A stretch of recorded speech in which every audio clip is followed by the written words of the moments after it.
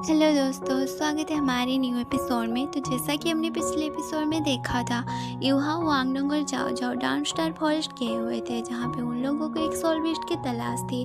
वहाँ पे यूहाओ को एक 15,000 साल पुराना सोलफिस्ट की सोल्डिंग में मिल जाती है, जिसके बाद वो लोग वापस से गाड़ी की तरफ आ जाते हैं।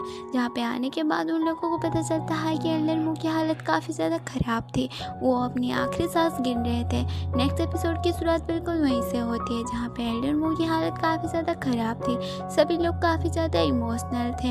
एल्डर मू भी ये बात जानते थे कि अब वो अब मरने वाले हैं, इसलिए वो सारे लोगों को इकट्ठा करके मास्टर जुआक को सामने बिठाकर उन्हें बोलते हैं कि जुआक, अब ये जिम्मेदारी तुम्हारे ऊपर हुई इस एकेकाड़ी में कि तुम ख्याल रखना, कोई भी मुसीबत आए तो वो डट कर सामना करना, क्योंकि अब तुम सेक अकाडमी की सुप्रीम लीडर हो। जिसके बाद वो एक पोसाइडन फेमलैंड का टोकन बाहर निकालते हैं और सभी को पूछते हैं कि इस बात से किसी को कोई एतराज़ तो नहीं है। तो सभी लोग ना बोलते हैं। तभी वो टोकन को मास्टर चुआ को दे देते हैं। मास्टर चुआ भी उसे एक्सेप्ट कर लेते हैं। जिसके बाद वो सामने मौजूद कियांडा और उनकी लवर लीनी को आगे की तरफ बुलाते हैं और बोलते हैं कि अब से लीनी सोल गार्डन डिपार्टमेंट की वाइस लीडर होगी, जिनमें दोनों ही हाँ में जवाब देते हैं। उसके बाद वो जियानवान और दूसांसी से बोलते हैं कि मैं तुम दोनों से कुछ मांगना चाहता हूँ। तुम दोनों 7 सेक डेविल्स की तरह टैंक सेट में ज्वाइन कर लो, क्योंकि आज से हजारों साल पहले हमारे कंटेस्टर टैंक सिंह ने काफ़ी ऊंचाई तक पहुंचाया था। इसलिए उनके जाने के बाद हमारे टैंक सिंह पूरी तरह से नाकामयाब हो चुका है और हमारी सेक अखाड़े में भी उसकी इज्जत नहीं बचा सकती। इसलिए मुझे इस बात का पूरी तरह से गिल्ट हो रहा है। मेरे पौधे मिस्टर बेबी ने पूरी तरह से कोशिश की, लेकिन वो अकेला ये काम बिल्कुल भी नहीं कर सकता। इसलिए तुम लोगों को साथ मिलकर यह काम करना होगा। मिस्टर बेबी तो एल्डर मू को देखकर काफ़ी ज़्यादा इमोशनल होकर रोने लग जाता है और उनके सामने ही नीचे बैठ जाता है, जिसे सुनकर जियानवान और दूसांसी बोलते हैं कि आज के बाद हम ऑफिशियली टैंक सेट में ज्वाइन करते हैं। जो सुनकर एल्डर मू तो काफ़ी ज़्यादा खुश हो जाते हैं और बीबी से बोलते हैं कि बीबी, तुम जानते हो हम लोगों की जो एलिस्टर मास्टर थे वो मास्टर जाओगेन थे, जिसकी वजह से तुम्हारा जो वुहान ब्लू इलेक्ट्रिक डायनासोरस है वो एक एंटी म्यूसन स्टेट पे है। मैं आज उसके ऊपर अपने होली ड्रैगन बॉल का इस्तेमाल करके पूरी तरह से स्टेबलाइज कर दूंगा, जिसकी वजह से तुम और भी ज़्यादा ताकतवर हो जाओगे। उसके बाद वो अपने होली ड्रैगन का पावर का यूज़ करके बीबी का ब्लू डायनासोरस का स्पिरिट को दे दिया। ऐसा करने से उनकी हालत और भी ज़्यादा ख़राब होती जा रही थी और उनके मुंह से ब्लड आने लग जाता है, जो देखकर सारे डिसेबल उनके पास दौड़कर पहुंच जाते हैं, जहाँ पे वो इशारे से उन्हें रोकने के लिए बोलते हैं, क्योंकि वो जानते थे कि उनका अंत करीब आने लगा है। उसके बाद वो यूहाओ और वांगडोंग से बोलते हैं कि तुम दोनों मेरे आखिरी वक्त पर मेरे डिसेबल बने और तुम दोनों को पाकर मैं काफ़ी ज़्यादा खुश हूँ। यूहाओ और वांगडोंग, तुम दोनों को भी टैंक सेट को काफ़ी ज़्यादा ऊंचाई तक पहुँच जाना होगा, क्योंकि मैं जानता हूँ तुम दोनों ये काफ़ी अच्छे तरीके से कर पाओगे। बेशक टेंगिया टैंक सेट को काफ़ी ज़्यादा अच्छे से संभाल सकती हैं, लेकिन वो यहाँ छोड़कर चली गई है। इसलिए बीबी, तुम टेंगिया को ढूंढकर उसे वापस यहाँ पे ले आओ, क्योंकि उसके अंदर बहुत ही ज़्यादा पोटेंशियल है जो कि वो खुद भी नहीं जानती। जिसके बाद यूहाओ को बोलते हैं कि यूहाओ, मेरे मरने के बाद तुम सन एंड मून अकेडमी ज़रूर जाना। वहाँ पे सोल गार्डन वेपन्स के बारे में काफ़ी अच्छी तरह से स्टडी करना। सन एंड मून रॉयल अकेडमी जंग चाहती है, तुम्हें उस जंग को रोकना ही होगा। तुम्हें खुद को इतना ताकतवर करना होगा कि तुम सारे कॉन्टिनेंट को शांति फैला सको, और ये जिम्मेदारी मैं तुम्हारे ऊपर देता हूँ। जिसके जवाब में यूहाओ बोलता है कि मास्टर, आप बिल्कुल भी निराश नहीं होंगे, मैं ये ज़रूर करके दिखाऊंगा। जो सुनकर एल्डर मू भी काफ़ी ज़्यादा खुश हो जाते हैं। उसके बाद वो बोलते हैं कि अब मैं अपना आखिरी ऑर्डर देने वाला हूँ। तुम लोग कड़ी मेहनत करना और सोल गार्डन सिस्टम को क्रिएट करना। अगर कोई भी लेवल 10 का वॉरियर बनकर सोल गार्डन सिस्टम को क्रिएट कर देता है तो मैं ऑर्डर देता हूँ कि वो उसी वक्त पोसाइडन फैमिलियन का एक मास्टर बना दिया जाएगा। जिसके बाद वो सभी लोगों को अलविदा कर कर चले जाते हैं और उसकी गोल्डन लाइट में ट्रांसफ़र होकर धीरे धीरे हवा में उड़ गई। उसके बाद उनकी स्पिरिट भी डिस्ट्रॉय होकर चारों तरफ कॉन्टिनेंट में फैल जाती है। एल्डर मू कई सालों से इस कॉन्टिनेंट और पोसाइडन फैमिलियन को प्रोटेक्ट कर रहे होते हैं, इसलिए उनके जाने के बाद सभी लोग काफ़ी ज़्यादा इमोशनल हो जाते हैं। उसके बाद यूहाओ भी खड़ा होते हुए इमोशनल में बोलता है कि मास्टर मू, आपने जो भी कुछ बोला मैं उसे पूरा करूँगा। आपने जो कुछ भी मुझे बोला है वो मैं कभी भी नहीं भूलूँगा, ये मेरा वादा है। उसके बाद कुछ दिनों तक माहौल काफ़ी ज़्यादा शांत रहा था, जहाँ पे यूहाओ और वांगडोंग एल्डर मू की बात को याद कर रहे होते हैं। यूहाओ याद करता है कि एल्डर मू ने उसे बोला था कि यूहाओ, तुम एक शेर के बच्चे हो, मैं जो कुछ भी सुनना चाहता हूँ तुम वही सब बोल रहे हो। तुम्हें शेर का बच्चा होने के लिए तुम्हें गुफा में एंटर करना ही होगा। इसी तरह यूहाओ एल्डर मू की बातों को याद कर रहा होता है, जहाँ पे एल्डर मू ने उसे ऑर्डर दिया था कि यूहाओ, इस वीक का रेस्पॉन्सिबिलिटी अब मैं तुम्हारे हाथ में देता हूँ। उसके बाद यूहाओ बोलता है कि मैं जानता हूँ मुझे क्या करना है। वो हिम्मत के साथ खड़ा होता है और अपने सामान को पैक करता है और सन एंड मून रॉयल एकेडमी की तरफ निकलने लग जाता है, जहाँ पे बाहर उसके सारे दोस्त और केटाओ भी उसका इंतज़ार कर रहे होते हैं। जहाँ पे केटाओ और Yuhao sun and moon royal academy जाने वाले थे, क्योंकि वही दोनों ही सोल गार्डन डिपार्टमेंट के स्टूडेंट थे, इसलिए एक्सचेंज प्रोग्राम में वो दोनों ही जाने वाले थे। उसके बाद यूहाओ अपने दोस्तों को बोलता है कि मेरे वापस आने का इंतज़ार करना। तभी वांगडोंग उसे सामान देते हुए बोलता है कि अपना ख्याल रखना। उसी दूसरी तरफ हम देखते हैं कि जाओ जाओ को, जो कि यूहाओ के जाने के गम में काफ़ी ज़्यादा रोने लग जाती है, क्योंकि वो यूहाओ को खोना नहीं चाहती थी। दूसरी तरफ जूसानसी और बीबी भी उसे अलविदा करते हैं। वहीं मिस जाओ भी उसे बोलते हैं कि अगर सन एंड मून रॉयल एकेडमी में अगर तुम्हें कोई भी परेशानी हुई तो मुझे मैसेज भेज देना, हम दोनों लोग तुम्हारी मदद करने के लिए वहाँ पे पहुँच जाएंगे। उसके बाद यूहाओ सभी को शुक्रिया बोलकर वहाँ से चला जाता है, लेकिन वांगडोंग काफ़ी ज़्यादा दुख में था। वो बाहर से छुपा रहा था, लेकिन वो अंदर से काफ़ी ज़्यादा दुखी में था। वहीं दूसरी तरफ हमें एक जंगल में दिखाया जाता है। एक गुफा के अंदर काफ़ी ज़्यादा खतरनाक बीस्ट था। उसे महसूस होता है कि एल्डर मू अब नहीं रहे, वो मर चुके हैं, जो कि इंसानों की हिफाजत करते थे। उनके मरने के बाद इंसानियों की भी कोई उम्मीद नहीं बची, अब इंसानियों का भी नाश होगा। इसे गुस्से के साथ वो दहाड़ने लग जाता है। वहीं उसके बाद नेक्स्ट सीन में हमें दिखाया जाता है एक्सचेंज प्रोग्राम की तरफ, जहाँ पे मास्टर यान अपने डिसेबल को लेकर आए हुए थे। वहीं दूसरी तरफ मास्टर जिंग भी अपने कुछ डिसेबल को लेकर आए हुए थे। उसके बाद मास्टर यान मास्टर जिंग से बोलते हैं कि मैंने सुना एल्डर मू अब नहीं रहे हैं। सुनकर काफ़ी ज़्यादा अफसोस हुआ। कितनी ज़्यादा अफसोस की बात है कि मैं बस कुछ ही बार उनसे मिल पाया। अब मुझे जानना लगता है अब मास्टर जुआन प्रमोट होकर सेक अकादमी के सुप्रीम लीडर बन चुके हैं, जो कि मैं उन्हें कंग्रेचुलेसन बोलना चाहता हूँ। इसलिए सेक अकादमी को तो पार्टी करना चाहिए। जो सुनकर सेक अकादमी की डिसेबल को तो काफ़ी ज़्यादा गुस्सा आ रहा था, जिसे मास्टर जिन शांत करते हैं और बोलते हैं कि ये बात तो आपने काफ़ी ज़्यादा सही की, लेकिन मैं चाहता हूँ कि आप भी अपना ख्याल रखें, क्योंकि आप काफ़ी ज़्यादा बूढ़ा और कमज़ोर हो चुके हैं। लगता है आपका अंत भी काफ़ी ज़्यादा करीब है। जो सुनकर मास्टर यान को तो काफ़ी ज़्यादा गुस्सा आ रहा होता है, लेकिन वो कर भी क्या सकते थे। उसके बाद सीन शिफ्ट होकर एक्सचेंज प्रोग्राम में आ जाते हैं, जहाँ पे सेक अकादमी के 7 डिसेबल और सन एंड मून रॉयल एकेडमी के 7 डिसेबल एक्सचेंज हो रहे थे, जहाँ पे होंगचांग यूहाओ को बोलता है कि मैं तुम्हारी सेक अकादमी को अपने कदमों के नीचे कुचल दूंगा। उसके बाद यूहाओ उसे जवाब देते हुए बोलता है कि अगर तुम कोशिश करना चाहते हो तो कर सकते हो, क्योंकि बहुत सारे लोग हमारे सेक अकादमी को कुचलने में लगे हुए हैं, लेकिन कोई भी आज तक कामयाब नहीं हुआ है। इवन तुम्हारी सन एंड मून रॉयल एकेडमी तो हजारों सालों से कोशिश कर रही है, और तुम्हारी पूर्वजों की तरह तुम भी हार मान जाओगे। इसलिए तुम चाहो तो कोशिश करके देख सकते हो। जो सुनकर होंगचंग को तो काफ़ी ज़्यादा गुस्सा आ जाता है, जिसके बाद वो दोनों ही अपने रास्ते में चले जाते हैं। उसके बाद हमें सन एंड मून एम्पायर की मंडे सिटी को दिखाए जाते हैं, जहाँ पे मास्टर यान ने सातों के साथ डिसेबल को सिटी गेट के पास ले आते हैं, जहाँ पे मास्टर यान उन सभी लोगों को बोलते हैं कि हमारे एम्पायर मेंडे सिटी में मैं तुम सभी का स्वागत करता हूँ, आओ मेरे साथ आओ। जहाँ पे हम देखते हैं कि इन सातों डिसेबल के साथ मास्टर फान भी वहाँ पे आए हुए थे ताकि वो कंफर्म कर सके कि उनके डिसेबल को यहाँ पे कोई भी प्रॉब्लम ना हो। उसके बाद सभी लोग उनके साथ जाने लग जाते हैं, लेकिन वहीं हम देखते हैं केटाओ को, जो कि ये देखकर काफ़ी ज़्यादा हैरान होकर वहाँ पे खड़ा हुआ था।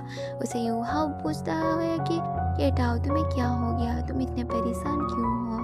तभी केटाओ बोलता है कि मैं इसी मेंडे सिटी में पैदा हुआ था, ये बहुत ही ज़्यादा लंबी कहानी है, मैं फिर कभी तुम्हें बताऊँगा।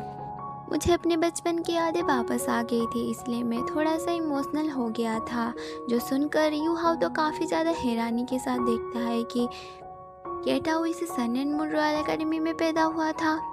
उसके बाद सभी लोग मास्टर जिन के साथ जाने लग जाते हैं, जहाँ पे हम देखते हैं कि सन एंड मून रॉयल एकेडमी के डिसेबल काफ़ी ज़्यादा एडवांस थे, उनके सोल गाइडेंस वेपन्स काफ़ी ज़्यादा एडवांस थे। Sun and moon royal academy soul guidance weapons के मामले में इतना ज़्यादा एडवांस थे कि किसी ने सोचा भी नहीं था। उसके बाद मास्टर जिन सभी लोगों को बोलते हैं कि तुम लोगों को सिखाने के लिए हम लोगों ने कुछ टीचर्स का बंदोबस्त पहले से ही कर लिया है, जिसके बारे में तुम्हें पता लग जाएगा, और तुम लोगों की रहने की बंदोबस्त भी कर दी गई है। जिसके बाद टीचर माँ ने उन लोगों को एक एक बेच दिया। इस बेच का इस्तेमाल करके वो सारे लोग अंदर और बाहर जा सकते हैं एकेडमी के, और साथ ही साथ वो एकेडमी की सारी इन्फॉर्मेशन भी देगा। उसके बाद मास्टर जिन वहाँ से चले जाते हैं। तभी मास्टर यान सभी लोगों को बोलते हैं कि तुम लोग काफ़ी ज़्यादा थक गए होंगे, इसलिए अपने अपने रूम में जाकर थोड़ी सी रेस्ट कर लो। जिसके बाद उस बेच की मदद से सभी लोग अपने रूम में जाते हैं, और यूहाओ भी अपने रूम को ढूंढने लग जाता है। जिसके बाद यूहाओ अपने हॉस्टल रूम में पहुँच चुका था, जो कि अंदर से काफ़ी ज़्यादा नीट एंड क्लीन था। तभी यूहाओ को इस बेच से इन्फॉर्मेशन मिलती है कि तुम जल्दी से अपने यूनिफॉर्म को चेंज करके लिबर्टी में मिलो, क्योंकि वहाँ पे तुम्हारे टीचर्स तुम्हारे इंतज़ार कर रहे हैं। जिसके बाद Yuhao sun and moon royal academy के यूनिफॉर्म को चेंज करता है, जिसमें वो काफ़ी ज़्यादा हैंडसम दिख रहा था। उसके बाद यूहाओ अपने सेक एकेडमी के यूनिफॉर्म की तरफ देखकर बोलता है कि मैं यहाँ पे आ तो चुका हूँ, लेकिन मैं अपना मकसद को नहीं भूला हूँ। मैं सोल गाइडेंस वेपन्स का अच्छी तरह से स्टडी करूँगा, और जब वापस जाऊँगा अपने सेक एकेडमी में, तो मैं अपने सेक एकेडमी के नाम को और भी ज़्यादा रोशन कर पाऊँगा। ये बोलते हुए बाहर आता है और अपने बेच की मदद से लिबर्टी की तरफ जाने लग जाता है। उसके बाद यूहाओ लिबर्टी के बाहर पहुंचता है, और लिबर्टी को देखकर बोलता है कि लिबर्टी तो काफ़ी ज़्यादा बड़ी है, और अपने फ्रेंचमैन बेस की मदद से लिबर्टी को ओपन करता है और अंदर जाके अपने टीचर को खोजने लग जाता है।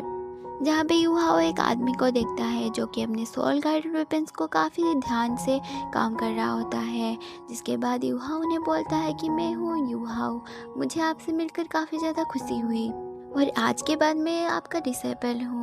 जिसके बाद वो जवाब देते हुए बोलता है कि ऐसा सच में, आखिरकार मैं काफ़ी ज़्यादा स्ट्रिक्ट हूँ और मेरा नाम है जीमेन। अगर तुम्हें लगता है कि मैं आसानी के साथ तुम्हें सब कुछ सिखा दूंगा, तो ये बिल्कुल भी नहीं होने वाला। मैं तुम्हें सिखाने से पहले तुम्हारा एक टेस्ट लूँगा, अगर तुम इस टेस्ट में खड़े उतरते हो तभी मैं तुम्हें कुछ सिखा पाऊँगा, वरना तुम अपने टीचर्स को चेंज कर सकते हो। उसके बाद यूहाओ जवाब देते हुए बोलता है कि मैं सेक एकेडमी से आया हुआ हूँ, और सेक एकेडमी के डिसेबल काफ़ी ज़्यादा चैलेंजेस हैं, और वो इस चैलेंज को एक्सेप्ट करता है, यानी कि मुझे आपकी कही हुई सारी की सारी शर्तें मंजूर है। उसके बाद मास्टर जीमन उसे बोलते हैं कि तुम्हारे ये कॉन्फिडेंस मुझे काफ़ी ज़्यादा अच्छा लगा, लेकिन क्या तुम्हें मालूम है एक सोल गार्डन मास्टर का सबसे बड़ा डर क्या होता है?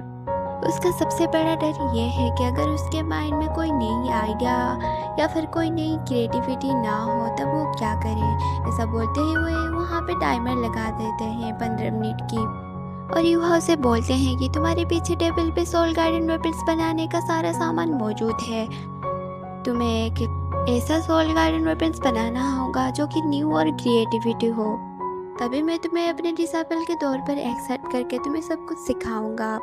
जिसे यूहाओ उसे एक्सेप्ट करता है और पीछे की तरह टेबल की तरफ जाकर देखता है कि वहाँ पे कई सारे सामान रखे हुए थे, उनमें से 7 क्रिस्टल भी थे जिसे उसे रिफाइन करना था। उसने फ़ौरन अपने कार्बन और उनको बाहर निकाल लिया। ये काम काफ़ी ज़्यादा बारीकी और कठिन था, लेकिन यूहाओ इसे तेज़ी के साथ कर रहा था। सबसे पहले 5 मिनट के अंदर ही उसने 7 क्रिस्टल के अंदर फॉर्मेशन कार्व कर दिया था, जिसे देखकर मास्टर जिमिन तो थोड़ी देर के लिए सरप्राइज रह गए हैं।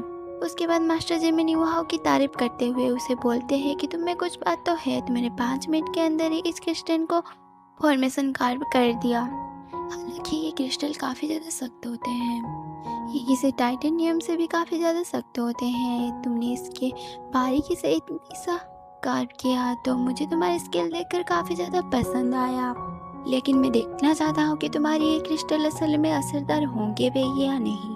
उसके बाद यूहाओ उन्हें जवाब देते हुए बोलता है कि मास्टर जिमिन आप बिल्कुल भी फिक्र मत करें, मैं जब भी कोई फॉर्मेशन क्रिएट करता हूँ वो बिल्कुल भी खाली नहीं जाता। मैं जब भी करता हूँ वो पूरी बारीकी से करता हूँ और बिल्कुल भी परफेक्ट रिफाइन करता हूँ, इसलिए आप बिल्कुल भी फिक्र ना करें। उसके बाद यूहाओ बाकी के 10 मिनट के वजह वो अपने सोल गार्डन वेपन्स का बॉडी को क्रिएट करना शुरू कर दिया था।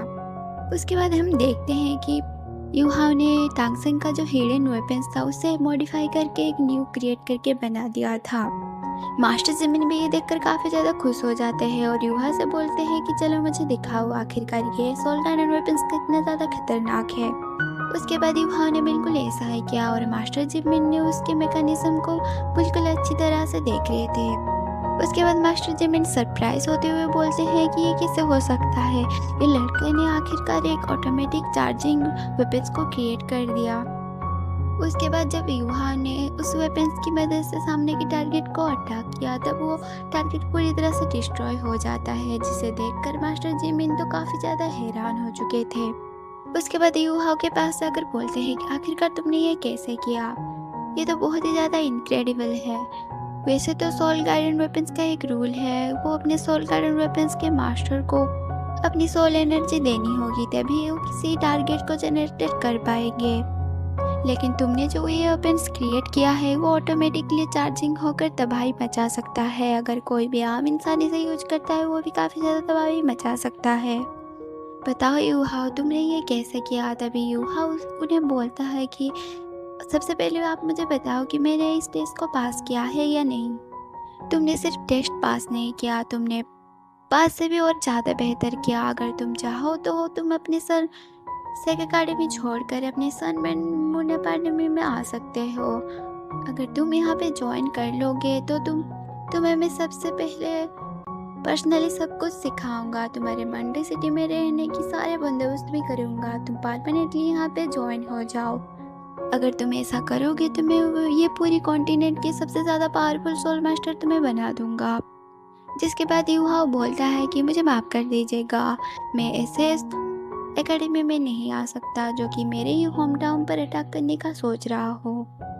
जिसके बाद मास्टर जिमिन उसे बोलते हैं कि हाँ ये बात सही है, लेकिन इस मंडे सिटी में सन एंड मून रॉयल एकेडमी के आइडिया और क्रिएटिविटी तुम्हें दुनिया में और कहीं भी नहीं मिलेगी। यही वो जगह है जो कि एक सोल मास्टर अपने खुद के बॉडी के ऊपर स्टडी करके खुद से ताकतवर बना सकता है, इसलिए तुम्हें जंग की परवाह नहीं करनी चाहिए। ये सुनकर यूहाओ उन्हें जवाब देते हुए बोलता है कि मैं भी आपको ऐसे ही एक सेम ऑफर देना चाहता हूँ, आप मेरे सेक अकेडमी में ज्वाइन हो जाओ।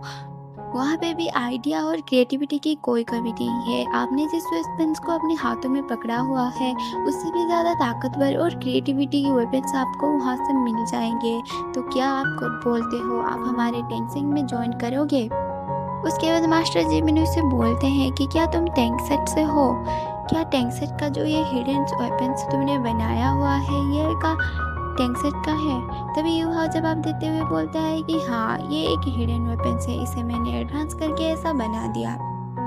उसके बाद यूहाओ बोलता है कि आपको तो पता ही होगा हमारे टैंगसेट ने कितनी अच्छी हिडन वेपन्स को क्रिएट किया था जिनमें आइडिया और क्रिएटिविटी की कोई कमी नहीं है।